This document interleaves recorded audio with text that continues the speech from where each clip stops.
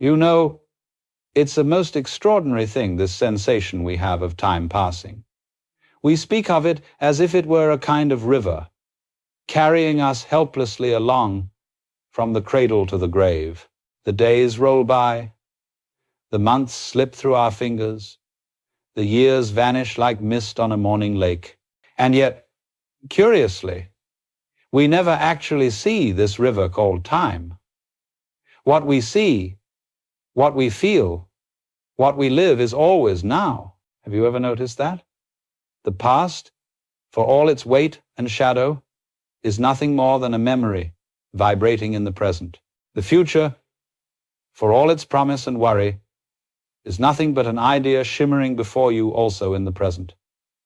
You have never been in any other place or any other moment than this one. Everything that has ever happened, happened now. Everything that ever will also happen now. But because our minds are wonderfully restless creatures, they play a sort of trick. They string these moments together like beads, and then they imagine a thread running through them. That thread, we say, is time. And once we've imagined it, we begin to live by it, chasing tomorrow, regretting yesterday, and often missing the simple wonder of what is happening right under our noses. It's a very strange predicament. We are, in a sense, always trying to get somewhere else, somewhere later, somewhere better, somewhere more secure. But when we arrive, we find that the place we've reached is still only now. You see, no matter how fast we run, the horizon never gets any closer. We say time flies. But have you ever watched a clock when you're waiting for something important? It doesn't fly at all. It crawls. And when you're lost in laughter or love, hours disappear in an instant. So, what then is this mysterious thing we call time that can crawl and leap and stop altogether depending on our mood? Perhaps time is not a thing at all. Perhaps it's a way we measure change, a kind of mental yardstick we use to compare one now with another. We might even say that time is a useful fiction, a way for consciousness to keep track of its own movement. But we mistake the measuring tape for the thing it measures. We become prisoners of our own invention. Think of it this way. When you listen to music, you don't race to the final note. The beauty of the melody is in its unfolding, moment by moment.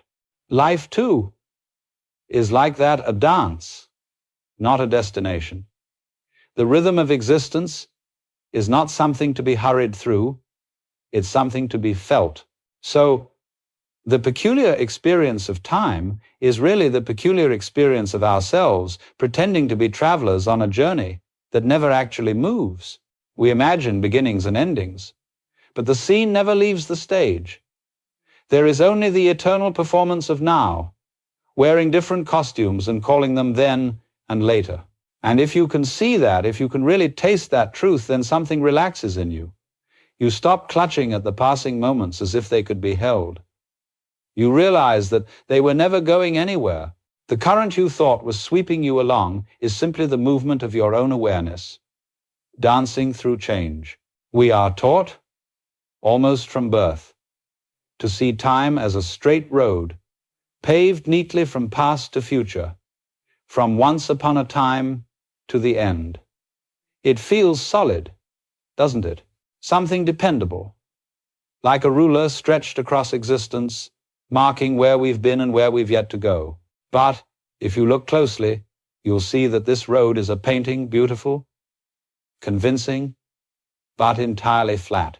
You see, we imagine ourselves as travelers moving along this road.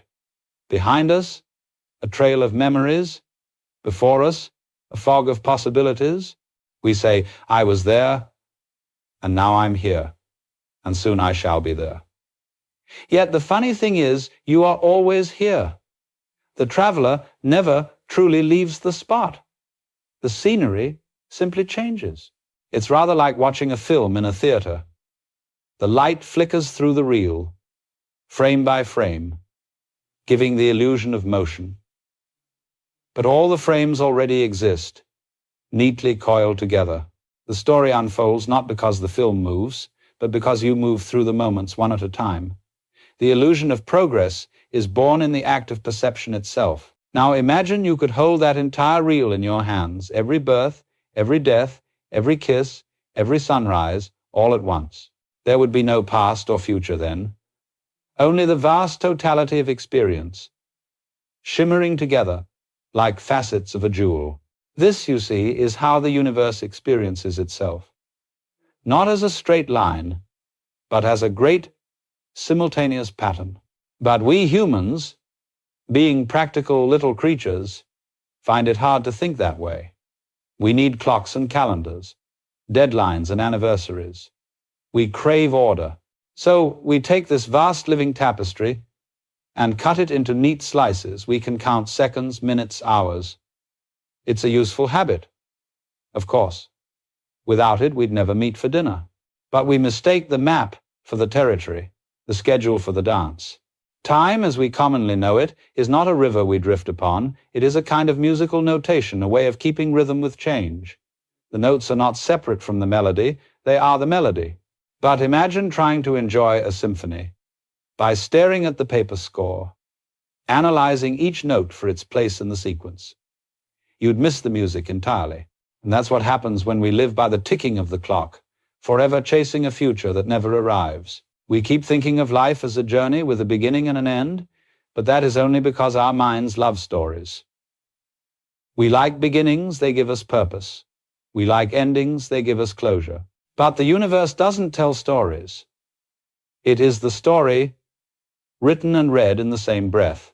The truth, if you feel into it deeply enough, is that linear time is a lens we've placed over eternity so that we can examine it bit by bit, like a scientist peering through a microscope. And that's fine, so long as we remember that it's only a lens. But when we forget, when we start believing the line is real, we suffer. We feel trapped between before and after, running endlessly toward a tomorrow that vanishes the moment it arrives. It's a strange chase, isn't it? Like a cat running after the beam of a flashlight, never realizing that the light comes from its own movement.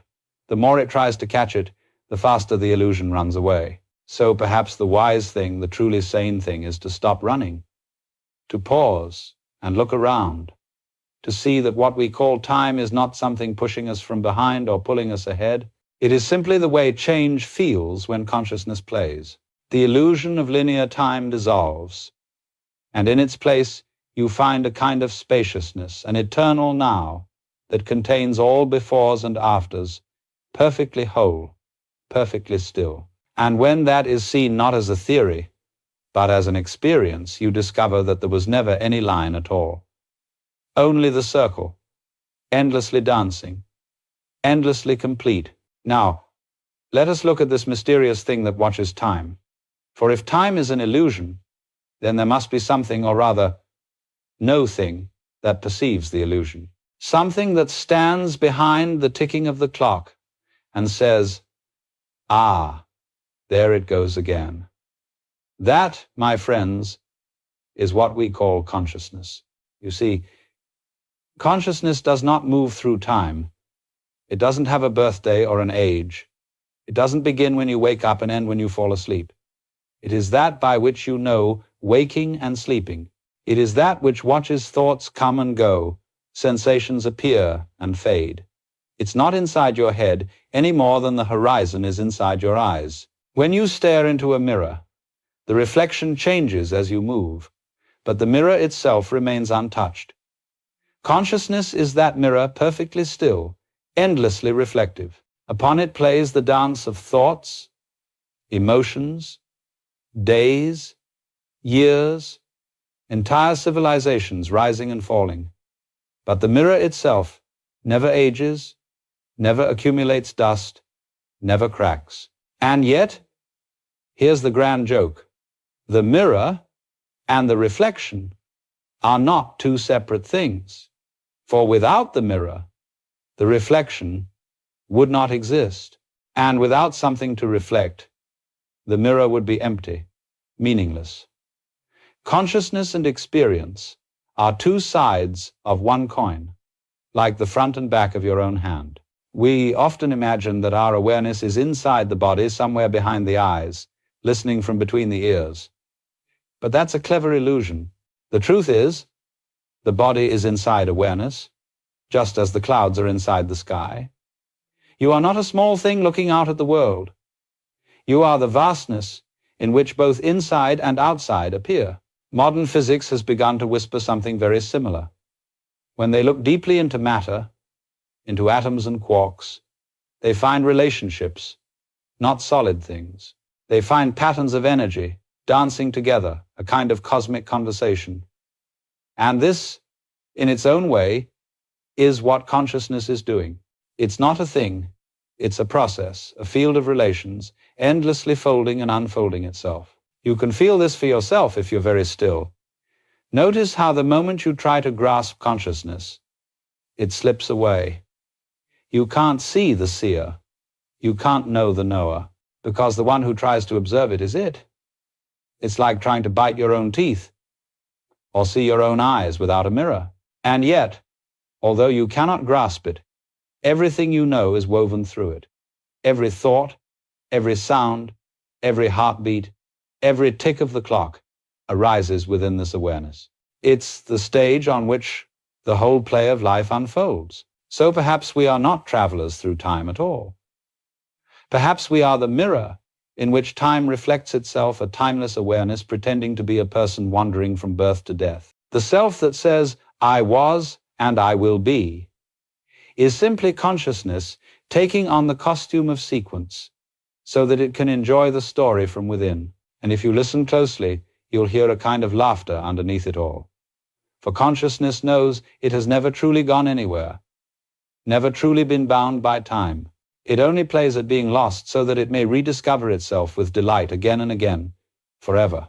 Now, when we begin to see consciousness as the mirror, timeless, untouched, yet reflecting the endless flow of experience, we start to ask, but what about all these ripples? Why do certain patterns seem to repeat? Why do we feel bound by cause and effect, by habits, by histories, both personal and collective? Ah, yes, that ancient and often misunderstood word, karma. Most people think of karma as a kind of moral scoreboard. You do something bad, you get punished later. You do something good, and you earn a cosmic gold star.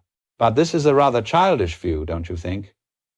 The universe isn't keeping ledgers or handing out invoices for misbehavior. Karma isn't retribution. It's rhythm. Think of the wind playing upon a field of wheat. Each stalk bends in its own way, yet together they form waves that move across the land. Every gust leaves a pattern, and each new gust interacts with the patterns left before it. Karma is that the movement of energy through the great field of consciousness. Your thoughts, your emotions, your actions, these are vibrations. And vibrations echo. They create tendencies, resonances. When we act out of fear, that frequency reverberates and tends to create more fear. When we act out of understanding, that understanding carries forward. But it isn't you who carry it, it's the movement of life itself, continuing its own melody. In India, they speak of karma not as law, but as the weaving of a tapestry. Each thread follows from the last, forming intricate designs that no single weaver could ever plan. And here's the beauty, the tapestry is not binding you. You are the tapestry. You are the total pattern through which the universe knows its own design. The notion that I am caught in karma is itself one of the knots in the weave. It's like a wave thinking it's being punished by another wave for crashing. But both are simply the ocean's motion, rising, falling, returning. When you drop the idea of karma as judgment, something wonderful happens. Responsibility remains, but guilt dissolves. You begin to act, not because you're afraid of cosmic consequences, but because you see how every gesture is part of the whole. You don't throw stones into the pond because you love the stillness of the water, not because someone told you you'd be punished. And in that seeing, the so-called knot of karma begins to loosen. You understand that every pattern in your life, the people you meet, the challenges you face, even your regrets, are the ripples of the same universal pulse. None of it is separate. The good and the bad, the light and the dark, are simply the play of shadow and sunlight upon the same mirror. The deeper you understand this, the more you realize that karma isn't something done to you. It's what you are doing and what you are being done by simultaneously. Like dancing, you move and the music moves you. There's no division. So rather than trying to escape karma, you can learn to dance with it. You begin to act not for reward, not for escape, but out of harmony, the way a tree gives fruit or the way a bird sings, effortlessly, naturally, beautifully. And when you act from that clarity, karma ceases to bind, because there's no one left trying to be free. The pattern continues. Yes, but it is seen for what it is, the rhythm of the infinite, weaving itself into new forms. There's a question that inevitably rises when we begin to glimpse the great rhythm of karma and the flow of consciousness. What happens when this body dissolves? When the thread of memory snaps and the mind goes dark, what then? And most of us, deep down, tremble a little at that question, because we mistake memory for life. We think that when memory ceases, being ceases too. But that's like believing that when a wave returns to the ocean, the water is lost. You see, memory is simply the echo of form. It's the way consciousness keeps track of its own dance. When that echo fades, consciousness hasn't disappeared. It has simply changed its shape. It's as if a great actor, having finished one role, steps quietly off stage, only to reappear in another costume. We cling so tightly to continuity. I was born, I lived, I shall die, as if existence were a line drawn between two dots. But look closer. You've never actually experienced being dead. You've only known falling asleep and waking up. Every night you vanish into nothingness, and every morning you arise refreshed, renewed, without complaint. So, what really is death but the longer pause between breaths? When we lose someone we love, the ache we feel isn't proof of their absence. It's the continuation of our love echoing through new space. And love, you see, is the essence of consciousness itself. It doesn't perish. It only transforms its expression. There is a certain vanity, a tender vanity, in our fear of death. We imagine that existence somehow depends on our remembering it. Yet, for millions of years before you arrived, life was unfolding in unimaginable beauty oceans, rising and falling, stars being born and dying, birds singing on mornings that no human ever saw. And it will continue when you are gone, because you are that continuation. The truth is, we do not go out of life, we come back to it, as a wave returns to the sea. The energy that forms your thoughts, your laughter, your heartbeat, is not yours in any possessive sense. It belongs to the cosmos, on temporary loan, playing at being you. When that play is finished, the energy is not lost. It simply returns home, unburdened by identity, free to dance again in another form. So when the thread of memory snaps, don't imagine yourself as falling into oblivion. You're falling out of a story. The storyteller, consciousness itself, remains waiting to dream again. And once you see this, truly see it, death becomes less of a tragedy and more of a transformation. The grief of loss softens into gratitude, for we understand that nothing real is ever destroyed. The flower wilts, but the fragrance lingers in the air. The candle melts, but the flame passes into the next candle, undiminished. To die, then, is not to disappear, but to become anonymous again, to dissolve back into the great intelligence from which we came. And when you feel that deeply, you stop clinging to life as if it were a possession. You begin to live without fear, because you know that the one who dies was never truly separate from the one who is born. Now we come to one of the most curious insights of our age, the notion that everything in the universe is connected, not merely through space, but through time itself. Physicists call it entanglement, and it sounds like sorcery. Two particles, once linked, seem to know what the other is doing, no matter how far apart they drift. Tickle one here, and the other laughs light years away. But the truly astonishing thing is that this connection doesn't seem to obey the old clockwork laws. The communication appears instantaneous, beyond cause and effect, beyond before and after. It hints that the very idea of sequence may be a convenient hallucination. And in that, science has stumbled upon what mystics have whispered for centuries.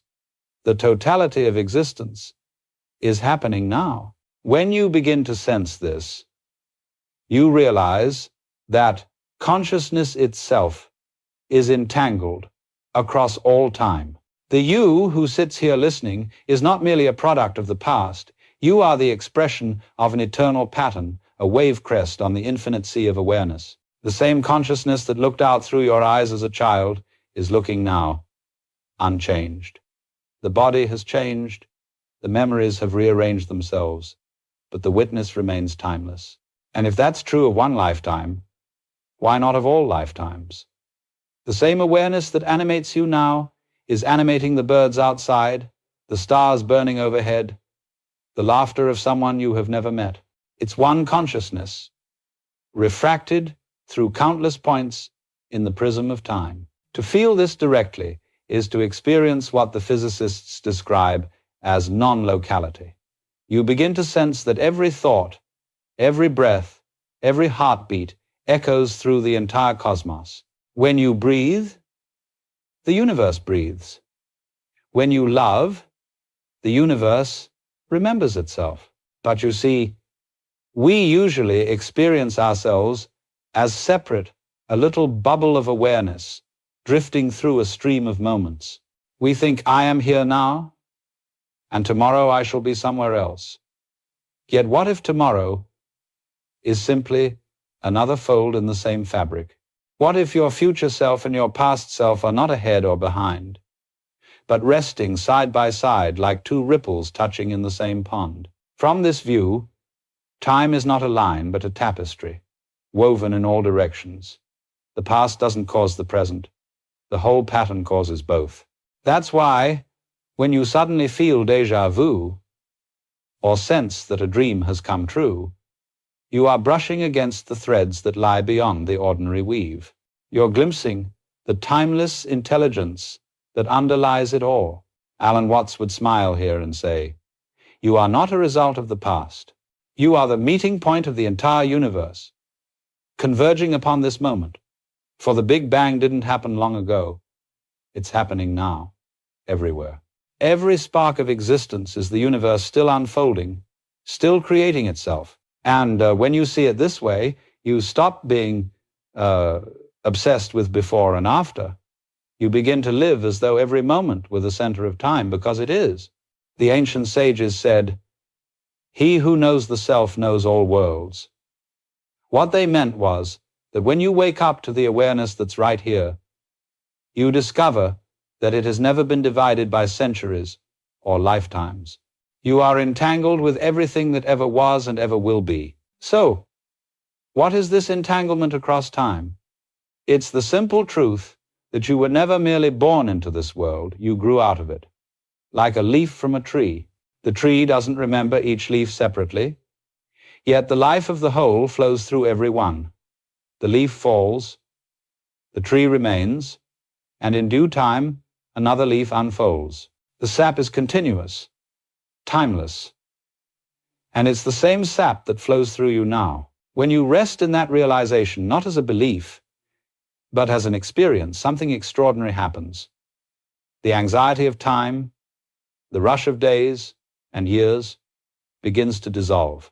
You no longer live to reach the next point on the line. You live as the whole circle, unfolding itself. And in that stillness, time ceases to be a prison.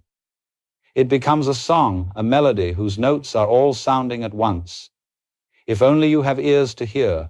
When you begin to sense this vast entanglement of consciousness, not stretched across time like a thread, but blooming through it like a flower, you start to wonder if everything is connected, and if every moment exists together, then what is this moment we call now? The mind, of course, wants to trap it. It says, the now, yes, the present moment. I must hold on to it, live in it, capture it, before it slips away. But the moment you try, it's gone. The now cannot be seized, because it was never a thing to be held. It is the space in which all things appear. You see, the present is not the slice of time between past and future. It's not the narrow instant that the clock's hand can point to. The now is the field that contains both what you remember and what you anticipate. It is the awareness in which memory and imagination arise and dissolve, like waves on the same sea. Look closely, and you'll notice that the past isn't behind you, it's here, in the form of memory. And the future isn't ahead, it's here, as anticipation. Both live in this one shimmering awareness. The only time you've ever experienced anything, the only time you ever will, is now. Always now. When you hear a bell ring, you can say the sound has a beginning and an end, but the ringing itself is one continuous vibration. Our minds cut it into pieces, first the strike, then the echo. Yet the sound itself doesn't divide. It simply is. And so it is with life. We slice it into then, now, and next, but the living reality has no seams. The ancient mystics often called this the eternal present, not eternal in the sense of endless duration, but eternal in the sense of timelessness. The now does not last forever. It doesn't last at all. It simply is, without beginning, without end. It is the still point around which the wheel of time turns. To glimpse this, even for a moment, is to understand why sages smile so easily. They have stopped trying to capture the now and have become the now, effortless, ungrasping, luminous. Life moves through them like wind through an open window. Nothing sticks, and therefore, nothing is lost. You can taste this for yourself whenever you stop chasing thought.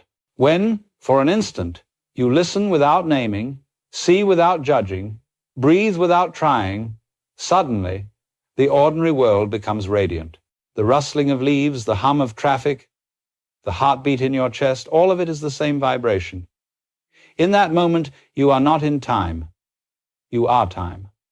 You are the pulse of existence itself. And the beautiful paradox is that when you truly dwell in the now, you no longer dwell anywhere. The walls of past and future dissolve, and what's left is pure being awareness, aware of itself. The mind quiets because it realizes there was never anything to chase. The river and the shore are one. This is what the mystics meant when they said, "Be still and know that I am." Not "I am this" or "I am that," but simply "I am." No qualifications, no duration, just the shining presence that watches worlds appear and fade like patterns on water. So the eternal now is not something you must find. It's what you've never left. Every heartbeat, every breath, every glance is eternity, peeking through the keyhole of this very moment. You are the doorway through which the timeless enters time. And when that realization ripens, the race ends. There's nowhere to get to, nothing to become. The universe has arrived as you, right here, right now. It is all well and good to talk about eternity and the great cosmic dance of consciousness. But you may wonder, how do I live this? How does one walk through the world, buy groceries, answer emails, raise children, and still know the eternal now? This is where philosophy must become play. For the truth we have spoken of is not something to believe or understand, it is something to practice remembering. You see, the mind will forget, and that's perfectly fine. It's designed to. It must plan, recall, anticipate. That's its job. The key is not to fight the mind, but to see it at work, to watch its motions as you might watch clouds drifting through the sky. The sky does not chase the clouds, nor does it stop them. It simply allows them to pass. You too can live that way. Start, perhaps, with something very simple, your breathing. You do not have to control it. It already happens on its own. You are not breathing. Breathing is being done. Sit quietly and notice it. Inhale, exhale. Watch the movement of life, unforced, unclaimed. This is time, breathing itself, the eternal, now inhaling and exhaling through you. And then extend that same noticing to the rest of your day. When you walk, feel the ground rising to meet your feet. When you listen, don't strain to interpret. Simply let the sound arrive. When you speak, taste the words as they leave your mouth, as though each syllable were a note in a song being sung by the universe. In this way, awareness deepens not by effort but by ease. You begin to see that there's no you apart from the act of living. The division between the observer and the observed fades, and all that remains is participation, the living current of what is. Sometimes people ask, but shouldn't I meditate every day? To which I say, yes, but only if you understand that meditation doesn't end when you get up from the cushion. Meditation is not an activity. It is a way of being. You can meditate while washing dishes, tying your shoes, or laughing with a friend. It's the art of being presently aware in the ordinary. And as you do this, you'll find that your anxieties about the future begin to soften. You'll still plan, still prepare, still respond to life's demands, but the tension will be gone. For the one who plans and the one who worries are the same movement of thought. And when you see the movement clearly, it no longer binds you. You'll also find that regret starts to lose its grip. The past no longer feels like a burden because you begin to recognize that it's not back there somewhere. It's here, as memory, as learning, as the texture of this moment. You can honor it without clinging to it. So, the practical realization is not to escape the world, but to live in it more deeply, more openly.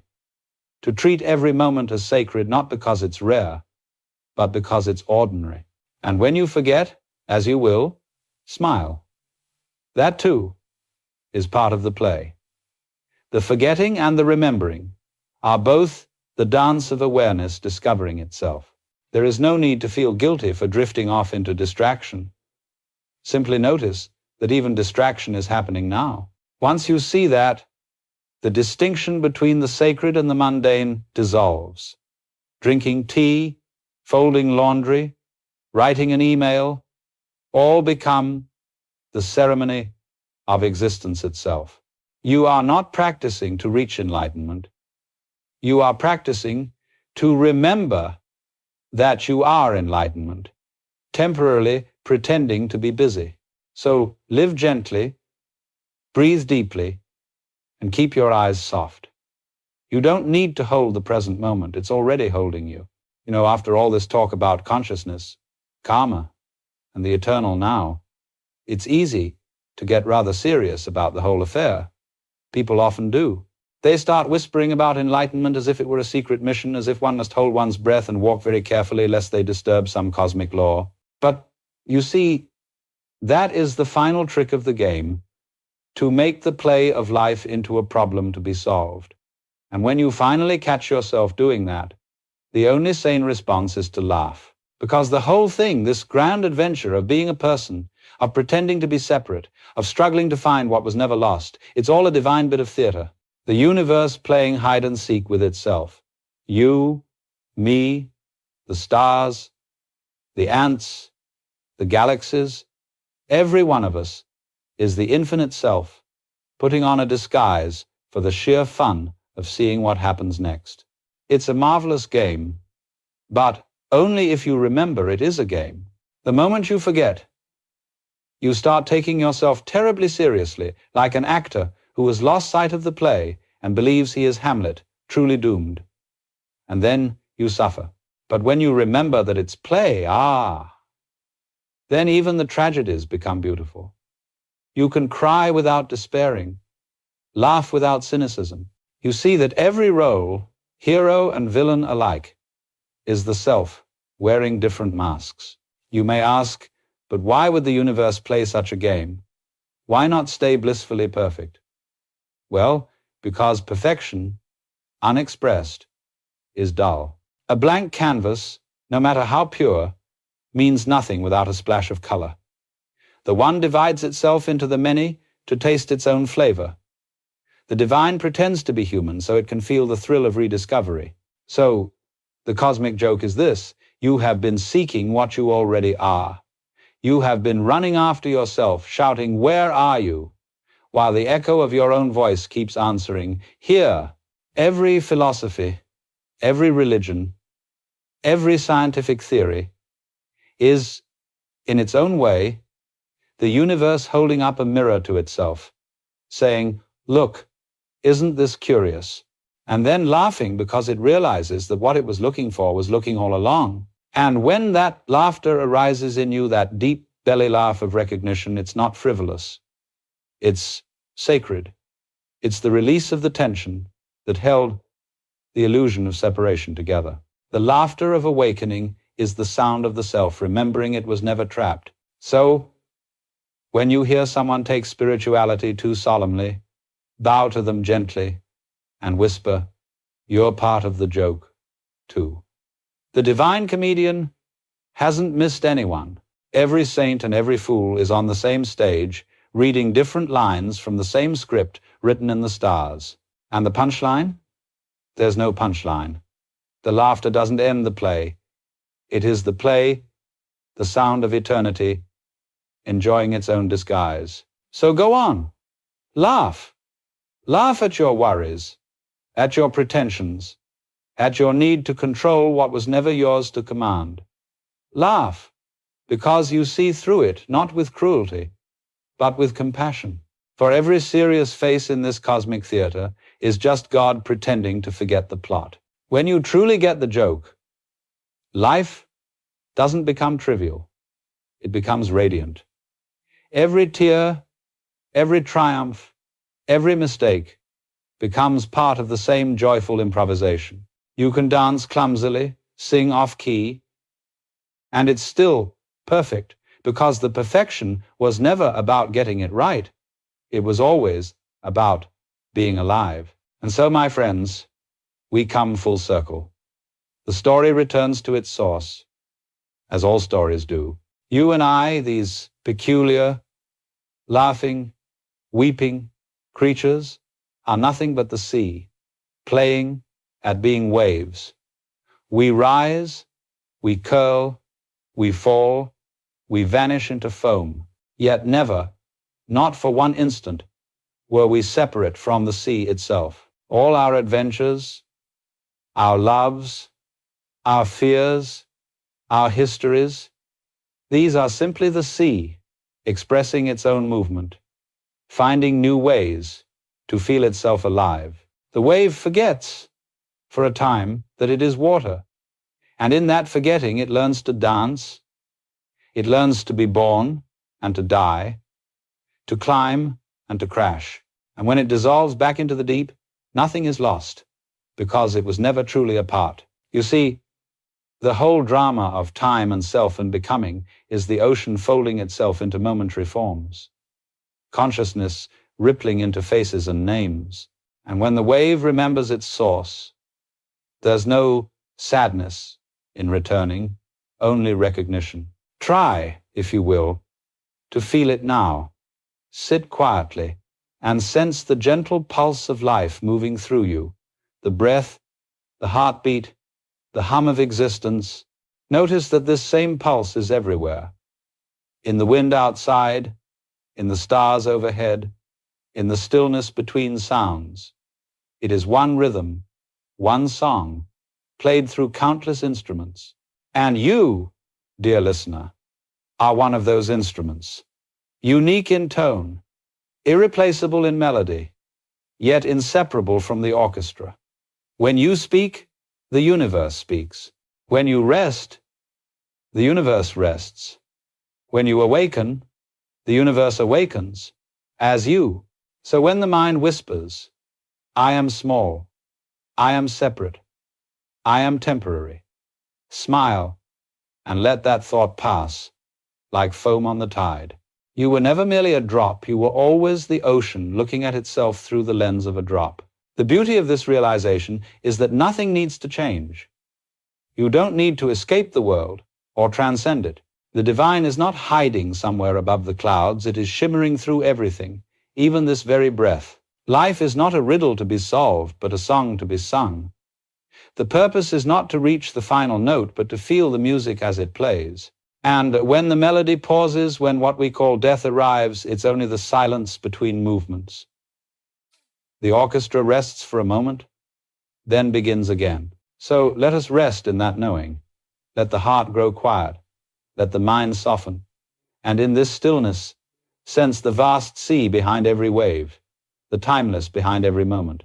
If you listen closely, you may hear it now, the faint, endless whisper beneath all things. You are home. You were always home.